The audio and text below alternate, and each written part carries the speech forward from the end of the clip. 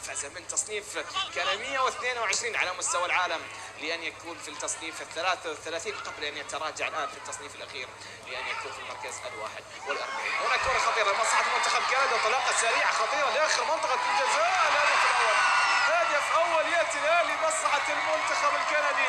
ضغط كندا وتقدم الآن وسجل المنتخب الكندي الهدف الأول. انطلاقة سريعة من إسماعيل كوني، وبعد ذلك إسماعيل استطاع اختراق الدفاع وتسجيل الهدف الأول لمصلحة المنتخب الكندي. إذا انطلاقة قوية جدا لمصلحة المنتخب الكندي في هذا المساء، انطلاقة قوية جدا جدا. كوني هو اللاعب الذي انطلق بسرعته القصوى، وبعد ذلك يملكون الكرة بشكل كبير جدا. صعب جدا يخسرونها المنتخب الكندي. ترجع الكرة الآن على اليمين لمصلحة المنتخب الكندي الآن في الانطلاقة العرضية عالية على اليسار، في إمكانية تقطع الكرة وتعود خطيرة لمصلحة المنتخب الكندي. التمريرة ما زالت لمصلحة المنتخب الكندي على طرف منطقة الجزاء. محاولة المرور، التمريرة داخل منطقة الجزاء في إمكانية ولكن فيها راية نعم راية مرفوعة وتسلل على لوكاس كافاليني المهاجم الكندي في اللعبة الماضية. تسلل تم احتسابه، خطورة.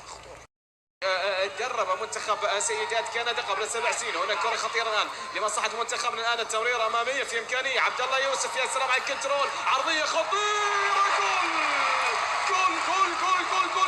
يعود منتخبنا سريعا، يعود منتخبنا بشكل جميل جدا. الآن مهدي حميدان يسجل، مهدي حميدان يبرز ويثبت بأن منتخبنا قادر على أن يتحدى المنتخبات الكبيرة، قادر على أن يتحدى الصعوبات. يعود منتخبنا الآن بشخصية الكبيرة، كنترول ولا أروع من عبد الله يوسف، والتمرير وبعد ذلك الانهاء بتصويبة قوية لمن مهدي حميدان يسجل على إثر هدف التعادل لمصلحة منتخبنا في هذه اللحظات. جميل اللف والدوران من عبد الله، وبعد ذلك مهدي يضع الكرة في الشباك على طول من مهدي حميدان. الكثير من اللحظات كخطأ الآن في مكان سانح ومكان خطير لمصلحة منتخبنا. مرهون على التنفيذ، يا سلام يا مرهون، جميلة يا مرهون، تصويبة ولا أروع من محمد جاسم مرهون، ولكن تتحول إلى أن تكون إلى خارج أرضية الملعب. يلعب الكرة عالية طويلة في الأمام.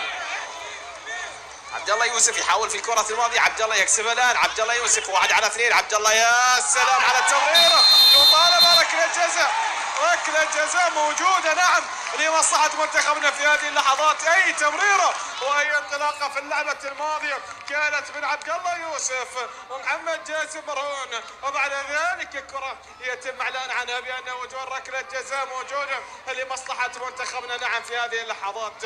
رائع جدا عبد الله في هذه المباراة، الآن يستعد للقيام بركلة الجزاء. شوف التمريرة من أمام لاعبين مررها عبد الله يوسف بشكل مثالي جدا، وبعد ذلك الكرة تحولت إلى تكون ركلة جزاء لمصلحة منتخبنا الوطني. إذا الكرة الآن شوف أي تمريرة يا عبد الله، أي امتياز يا عبد الله يا يوسف، وبعد ذلك الكرة الآن بركلة جزاء. عبد الله يوسف يستاهل يسجلها، اي والله تستاهل يا عبد الله، تستاهل هذا الجول.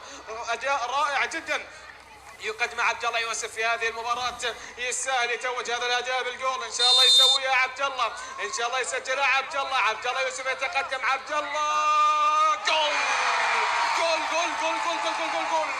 عبد الله يوسف يسجل الهدف الثاني لمصلحة منتخبنا، هدف مستحق لهذا النجم الكبير، هذا الرجل الذي يؤدي الأداء الكبير والكبير جدا في هذه المباراة، يعمل الفارق الهجومي الواضح ويستطيع الآن أن يسجل هدف منتخبنا الثاني في هذه. يبعد الكرة الماضية، ترجع على اليمين الكرة الكندية، عرضية أرضية خطيرة، هدف التعادل. ولكن نعم هدف تعادل موجود، هدف تعادل موجود يأتي الآن لمصلحة منتخب كندا. يسجل المهاجم لوكاس كافاليني نعم يسجل هدف التعديل في هذه اللحظات لمصلحة منتخب كندا. إذا يعود كندا الآن للتعديل في هذه المواجهة عن طريق هذا المهاجم لوكاس كافاليني. شوف العرضية الماضية والكرة التي استطاع لوكاس كافاليني بأن يحولها إلى شباك حارس المرمى إبراهيم لطف الله. إذا ولكن في هذه اللحظات إذا أعزائنا المشاهدين حكم مباراة جمال عبد الله يطلق صافرة نهاية هذه المباراة. إذا المباراة تنتهي بالتعادل الإيجابي بهدفين لمثليهما منتخبنا ولمصلحة منتخب كندا. إذا أعزائنا المشاهدين في كل